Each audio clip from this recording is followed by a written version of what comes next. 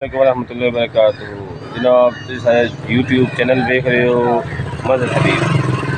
अज तुहानूं असीं विखाने कि इत्थे जनाब 104 सेमिनार दे विच नदीम गुबार है वो उंदे कोल आ रहा है।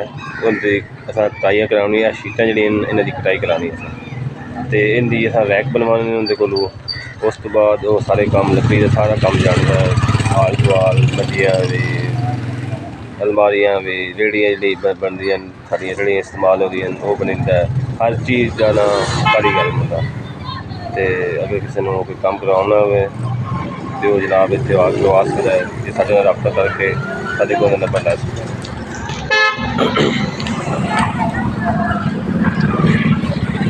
है। शीटां ने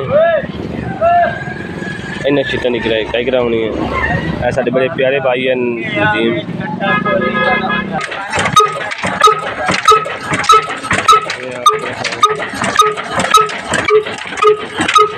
चल गया उन्हें फट्टे चिरे जाते